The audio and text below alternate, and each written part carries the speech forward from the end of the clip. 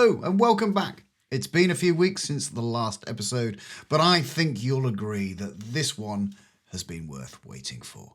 Before I introduce my guest, let me ask you a few questions. Do you believe you can heal faster just by tricking your brain? Could you lose weight with only a change of your mindset?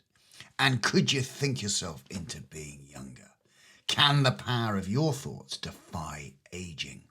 If you think the answer to all these questions is no way, today's guest may challenge your beliefs.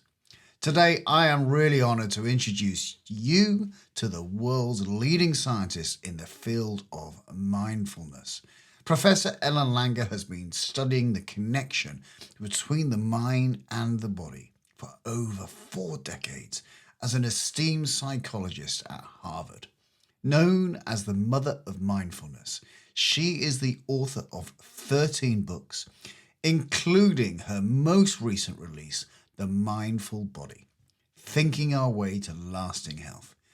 I could go on, as Professor Langer's CV is quite astonishing, but I think it's best if we just get on right into our conversation without further delay.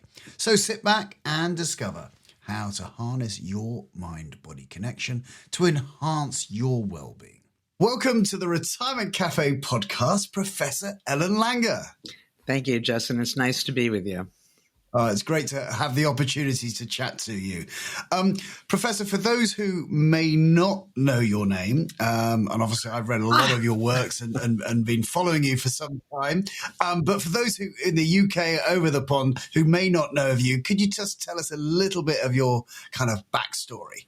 Oh, gosh. Well, I'm pretty old, so that backstory is a very long tale. But let's see, I'm considered the mother of mindfulness because I've been studying it for over 45 years while I've been at Harvard.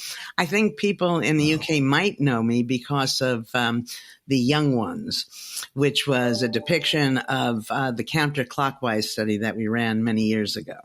But if not, I'm happy to meet everybody right now.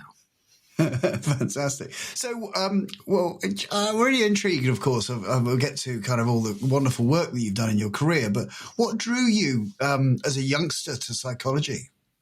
I was a very good student, and when I had to decide on a major, it was difficult because I wanted to major in everything.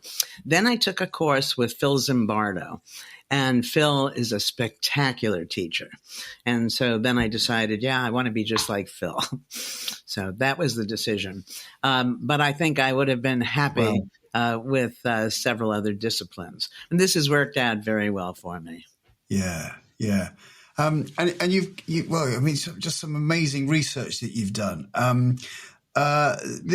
You kind of, one of your stage names, I suppose, for want of a better word, is the mother of mindfulness. And mindfulness is a kind of a real buzzword currently.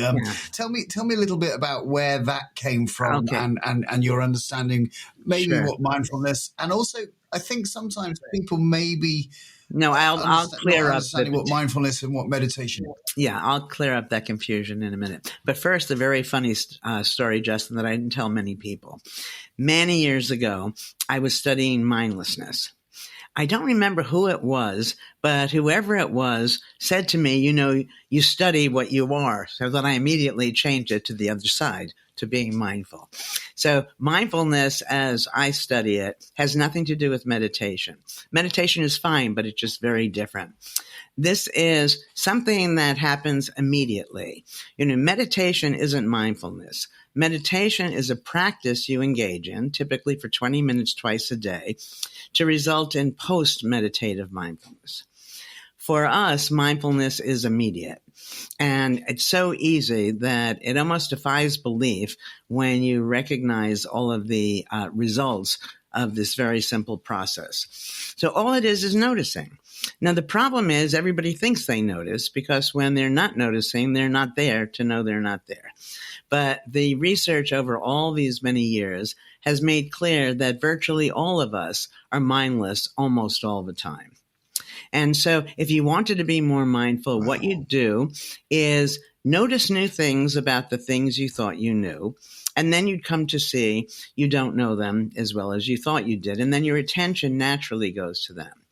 A different way, not unrelated, is to recognize that none of us know anything for sure, and which goes against a lifetime of living, what we were taught by our parents way back when in schools, that everything is always changing. Everything looks different from different perspectives. And so you can't know. And it's okay not to know. People know they don't know, but they think they should know. And so they pretend, or they often don't get involved in the conversation. You can't know. So what I often do now to be persuasive is I might ask you, Justin, how much is 1 and 1? Because this is the one fact that everybody is sure of. So how much is it?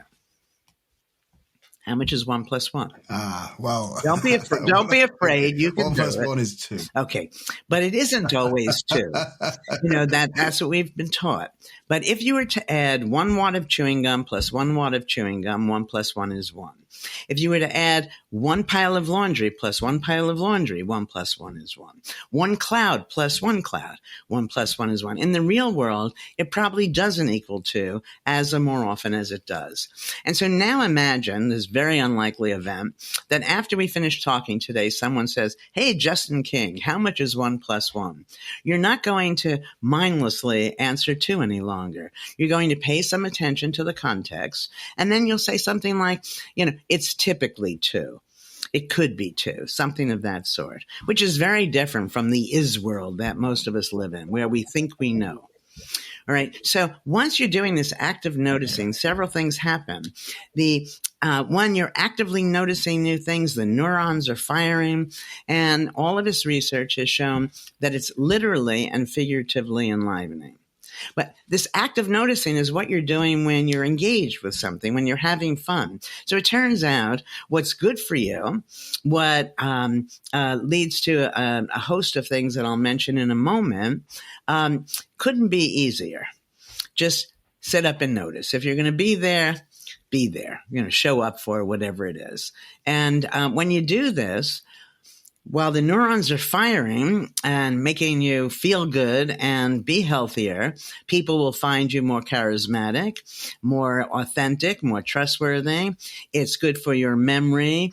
It's, I guess, almost, I've been doing it for so long and so many years where I've had an opportunity to put in many dependent measures, consequences of being mindful, that it really improves virtually everything. So, that not only that, when you're mindful, so it's good for you and your health. People like you more, find you more appealing, but it also leaves its imprint on what we're doing. So I can see no reason why anybody, once they understand this, don't make a commitment in some sense to just show up. Yeah. And can you give me some real strategies? If you wanted to start off on this thing and you recognize that within yourself that possibly that, you're always thinking about the past or thinking about the future and you're not in this present moment. Well, there are, and not being mindful. Yeah. What are the kind of strategies you could employ today? So first of all, you can't notice when you're mindless because you're not there. Okay, you have to be there to notice, and if you're there, then you're mindful. But there are certain things that seem, sadly to me, very pervasive, which is the experience of stress. And stress itself is mindless. Stress relies on a single-minded understanding of an event. Basically, you're saying to yourself that this thing is going to happen, and when it happens, it's going to be awful. It's mindless because, first, we can't predict. We don't know what's going to happen. So if you just simply said to yourself, what are 3-5 reasons that it won't happen, you'll be less stressed. And then the fun part is to say, let's imagine it does happen. What are the advantages? Now, what people don't understand is that events don't cause stress. What causes stress are our views of events. So if you open up your view and see it from multiple perspectives, you're going to necessarily become less stressful. A little side thing that, when I've said this before, people quickly write it down and my friends have it all posted on their refrigerators to remind them. Next time you're stressed, simply ask yourself, is it a tragedy or an inconvenience? And almost always you realize, so what? I didn't get the project done on time. I missed the bus. I forgot to call my kids, whatever it is. And then you breathe more easily. But so that's the major thing is, how do we know? You were asking, how do we know when we're mindless? So that's one thing. When you're stressed, whenever you hear yourself being evaluative, judgmental of other people or yourself, you're being mindless. What do I mean by that? It turns out that behavior makes sense from the actor's perspective, or else she or he wouldn't do it. So, you don't wake up in the morning and today I'm going to be stubborn, impulsive, and rude. Okay. So when somebody is behaving in any of these negative ways, what are they intending? So imagine, Justin, you don't like me because I'm gullible, which I am. Okay. Now, I'm not intending to be gullible. So if you're mindful and you look at the world from my perspective, you might recognize that I'm trusting. Trusting is nice. I can't stand you because you're so inconsistent. Well, from your perspective, you're being flexible and so on. And it turns out each and every negative way of characterizing our own behavior or the behavior of other people has an equally strong but oppositely balanced alternative. For every one of these negative judgments, there's a positive. And that really explains why the person's doing what they're doing. So let's say you and I are dear friends and I'm driving you crazy because I'm so gullible. Once you become more mindful and you recognize, in fact, that I'm trusting, you're probably not going to want me to change. But if you do want me to change, the way to get me to change is to get me to stop valuing being trusting. Because from my perspective, I'm not being gullible. I'm being trusting. And so on. And so what I'm saying is that the things we all try to change and we can't, we fail quickly, is because we're trying to change something that we're not intending to do in the first place. So I can't stop being impulsive because I value being spontaneous. You can't stop being grim because what you're valuing is being serious. And the more mindful you are in a very important way, the more options you have, the more frames of reference, ways you can see virtually everything. Life becomes much more exciting than the life of thinking Absolutely. Now, as you know, my audience, the Retirement Cafe, is for people entering into retirement. Yeah. They may be enjoying retirement now, or they're thinking that this transitional event is coming up. And there are a lot of preconceptions, which I'm sure are familiar within your peer group of well, I'm not as fit, as I'm not as strong, and I'm not as I find it more difficult to learn new skills. I might I've got aches and pains, etc. What philosophical kind of guidance or psychological guidance could you give, wisdom that you give the audience who people are entering into this phase of their lives? Okay. Well, you've mentioned so many things. I don't know where to begin. The first, you have lots of people who are trying to decide should they retire. And this will surprise people. We never really make decisions. All right. And that's why we have so much trouble with them.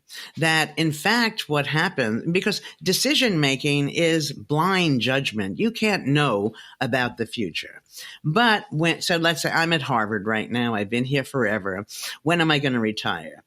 I will retire either when I can't bear being here anymore, so there's no decision, or when somebody makes me an offer that I can't refuse, in which case.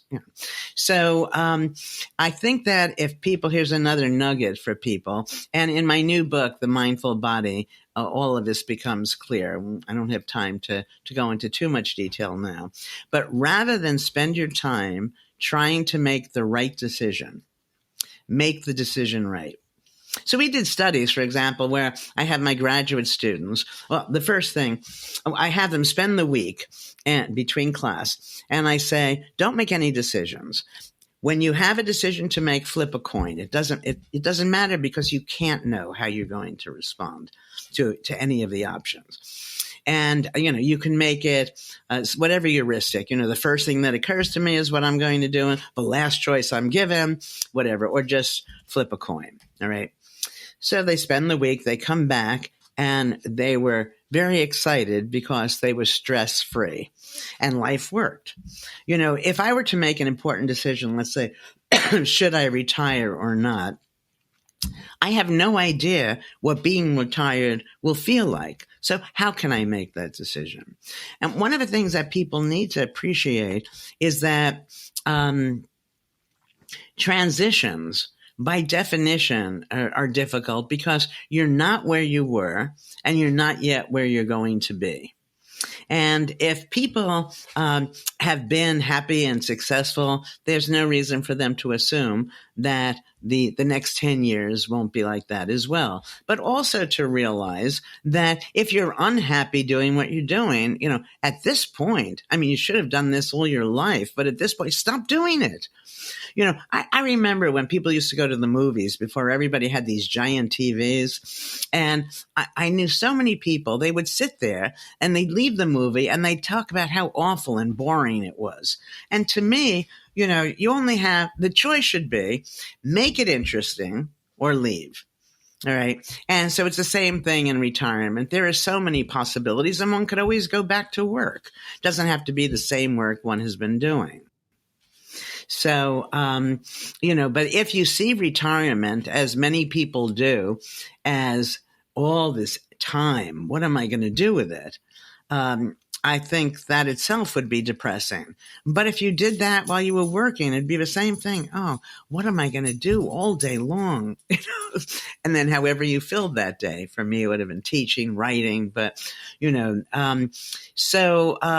people should embrace every moment. I think that when we get older, people try to spend a lot of time figuring out how to add more years to their lives. And I think that's also a mistake.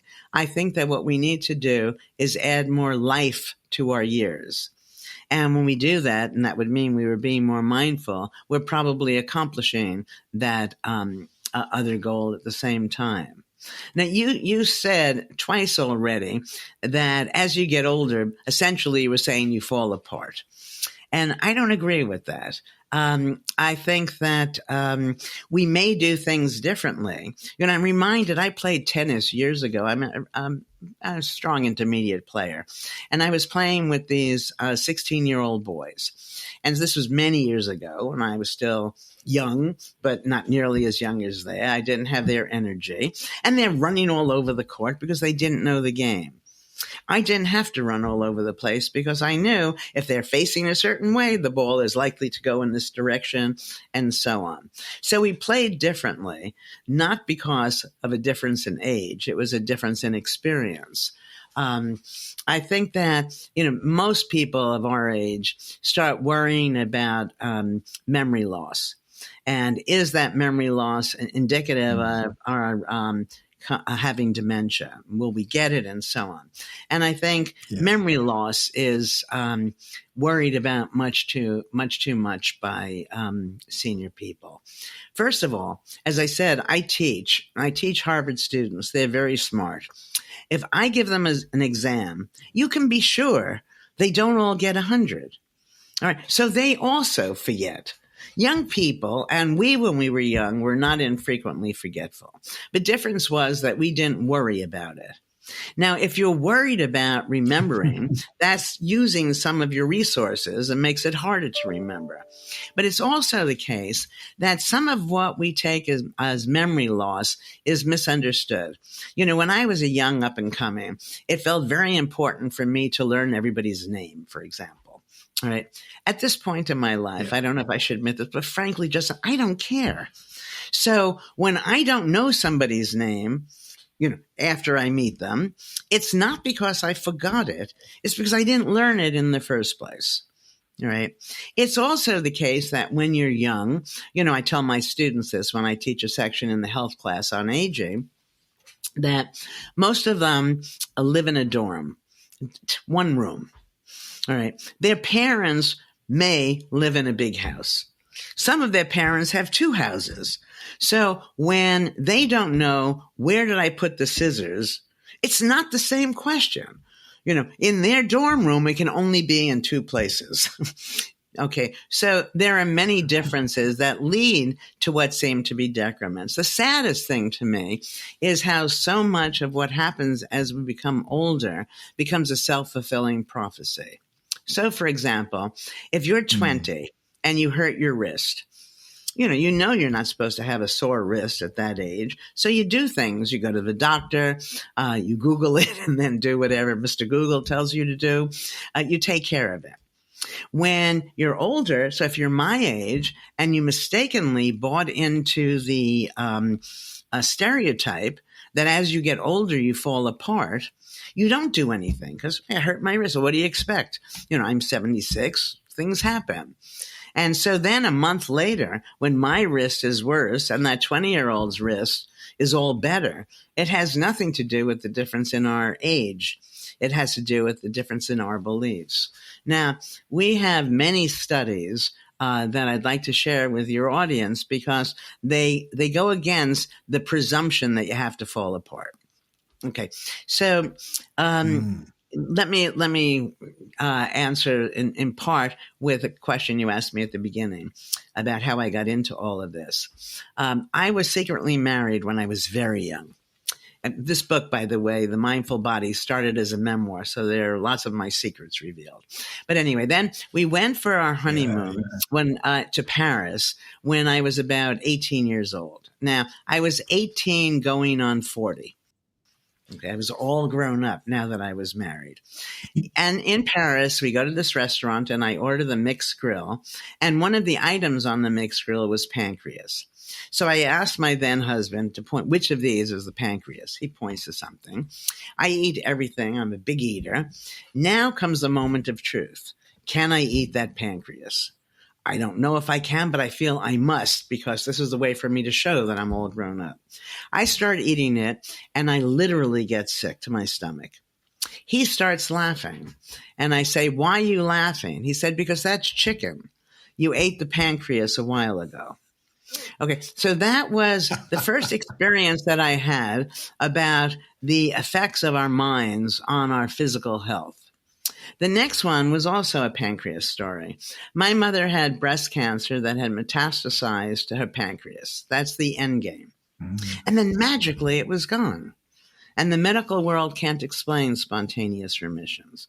But this idea of mind-body unity can.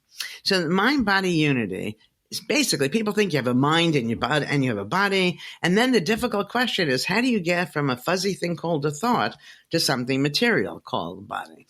And I say, wait, this is silly. These are just words. Let's take the mind and body, even for argument's sake, put them back together as one thing. Then wherever you're putting one, you're necessarily putting the other.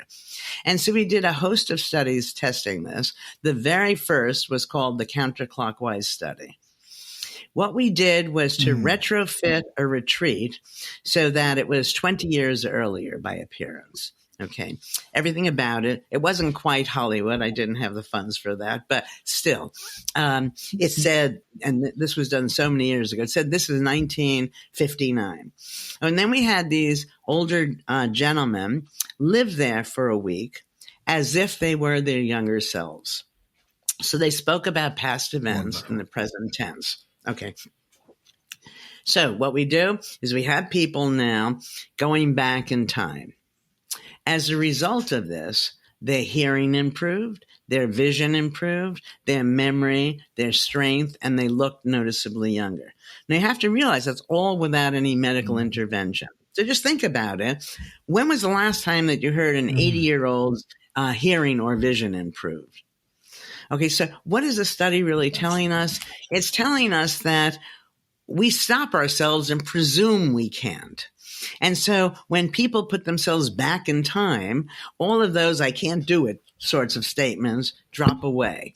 We're capable of so much more than we realize that. We haven't even struck this, we haven't come near what we're capable of.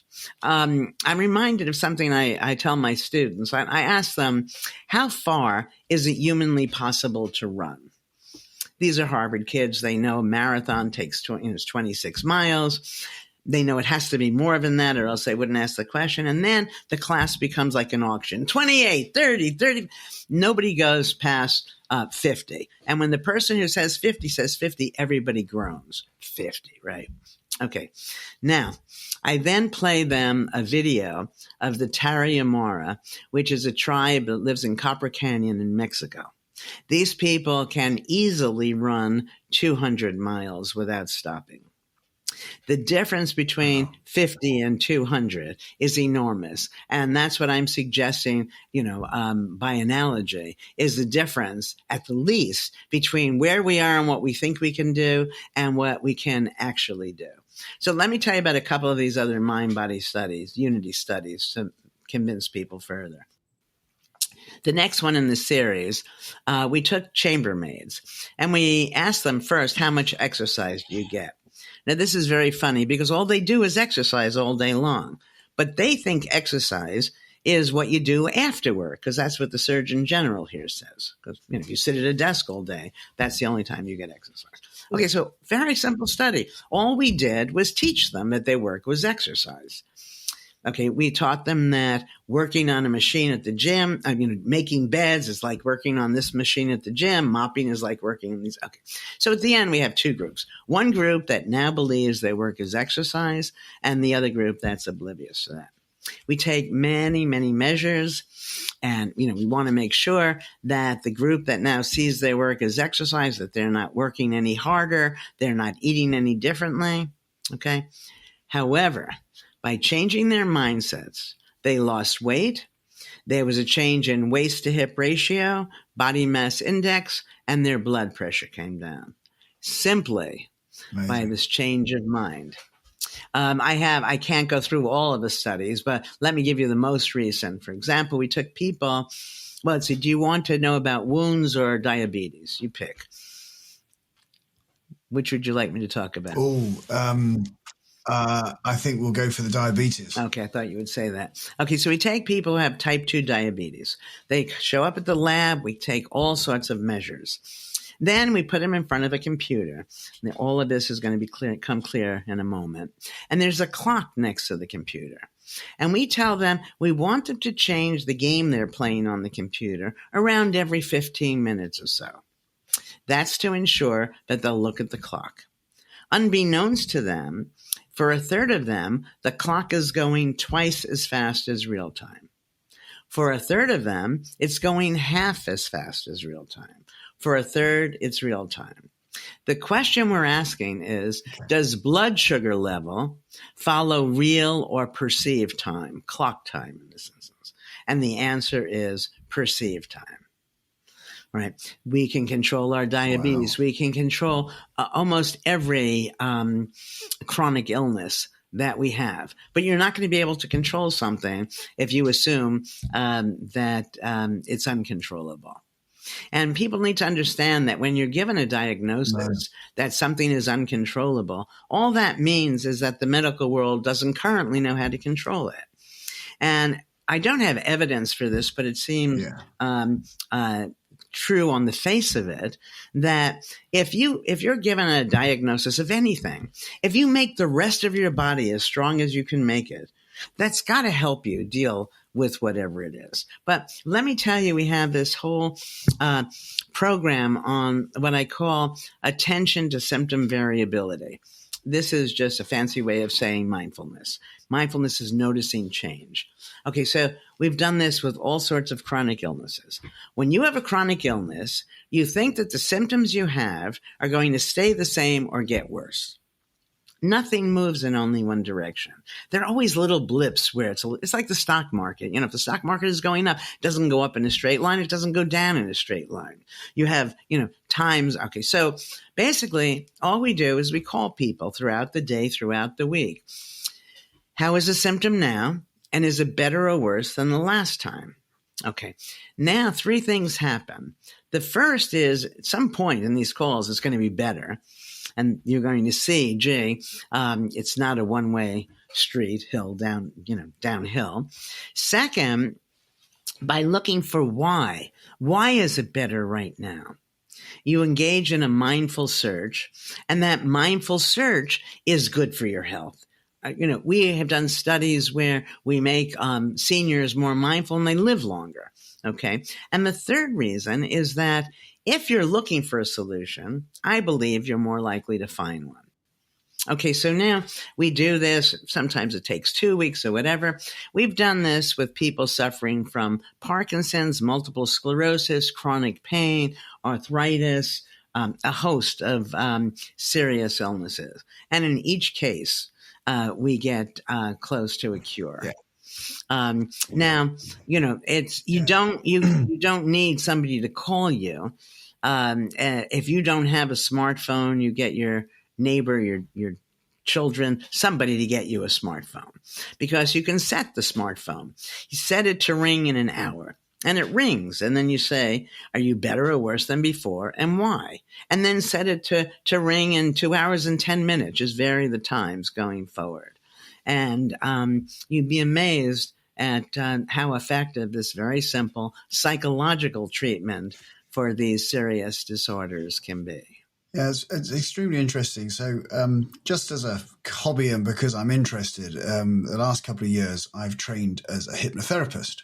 And one of the kind of tasks we were given in class was to hypnotize ourselves that we'd had a local anesthetic in our left arm. And then once the instructor was comfortable that our left arm was cold and clammy, and he felt that we'd hypnotized, that we'd had this local anesthetic, we took a needle and we pushed it through our skin and out the other side. Yeah. Now, not straight through the hand, just through the skin on the top of the hand. And I did it successfully with absolutely no feeling, no sensation, nothing at all. And no pain at all. And I think this is an absolute example of this mind-body kind of connection. We have that we can convince ourselves we are well and convince ourselves we're unwell. Exactly. And again, that when we take all of the sorts of examples, the research that we've done, it becomes clear that the control we have over our health and well-being is enormous. To go back to the other example, we have more control than the difference between running 26 miles, which most of us can't do haven't done, and running 200 miles. People mistakenly think that as you get older, you're necessarily going to become sick. And so if you think you're necessarily going to become sick, then it often becomes a self-fulfilling prophecy. And you can live a full life without illness. And if you do become ill, I'm not suggesting you don't seek the doctor's help, but I am suggesting that maybe you do some of the things that we suggest before. And that when you go to the doctor, you have to remember that medical data are just probabilities. All studies only give you probabilities. They say that if you were to do the exact same experiment again, you're likely, not definitely, you're likely to get the same finding. These are translated into absolutes. And so when the doctor tells you, or your parents when you were growing up told you, wherever you got the information telling you that this is the way something is going to play out, don't buy it. That all of the information that the medical world has, by necessity, is normative data. What's true for everybody. And, in a cute way, it's good to understand none of us is us. We all differ from that norm. But more important, that normative data was gathered many, many years ago. In order to do research, first you have to get the idea, then you have to get funding, if you get funding. So there you have a year or two. Then you do the study, that's a year or two. So now we're into potentially 4 years. Then you analyze the data. Then you write it up. We'll say that's 5 years. Then you submit it. Then it's rejected, 6-7 years. Then you get it back. You have to, you could have 6 to 10 years before the numbers come out. Now, I don't know about you, but when I look at, the way life is now and the way it was 10 years ago, it's very different. And, excuse me, so to presume that those numbers necessarily define who we are and what we're capable of, I think is a mistake. Absolutely. Absolutely. Now, your book, The Mindful Body, Thinking Our Way to Chronic Health, you've actually got, real tips in there, haven't you, of actual kind of things that people can do. Yeah. Obviously, the first thing to do is go and buy the book, I would have thought. Right. But, exactly. When we hope that happens, it's the reason I want everybody to read it. I have been doing this all my life, trying to persuade people. I live a very happy, healthy life. I'm not saying that people shouldn't, but I don't take vitamins. I don't wear glasses. I don't do any of those things. I'm just happy. And a lot of the book is about how to be happy. It's interesting that you mentioned the title, because I think that the title in England is The Mindful Body, Thinking Our Way to Lasting Health. In the United States, the exact same book, essentially, is Thinking Our Way to Chronic Health, because the publishers in England thought, well, chronic, has a bad connotation, which is exactly why I used it. But I think that, they're both fine. Yes. The point is, we can control so much more of our health and well-being than people imagine. And much of it is, yes, as you say, laid out in this epic tome. Yeah, well, wonderful. Wonderful. Well, that's a lovely point to finish my chat with you today. I really do. I'm halfway through the book. I haven't completed it. I'm really enjoying it. I love the story about challenging, your mother's story. And yes, I had read about your early marriage. Yeah. That's still a secret. Some wonderful personal stories in there. Yeah. I really can recommend it. And it's been fascinating talking to you today. And thank you so much for your time, Professor Ellen Langer. Thank you, Justin. This was very nice. Be well. Thank you once again to Professor Ellen Langer for making the time to chat with me for the Retirement Cafe podcast. It was an absolute honour and pleasure to chat with her, and I learned an awful lot today. To find out more about Professor Langer, her books, and the great work that she does, check out the show notes to this episode wherever you get your podcast from. You'll find some useful links. If you're thinking about your own retirement, you might enjoy my new book called The Retirement Cafe Handbook. It's 9 accelerators for a successful retirement. It's inspired by the dozens of podcast interviews that I've had the privilege of having over almost 5 years, and provides a framework for a fulfilling retirement. Head over to Amazon and all other good bookshops to buy your copy. And of course, you can check out the show notes for a link. So until next time, I'm Justin King, helping you feel more informed in your retirement.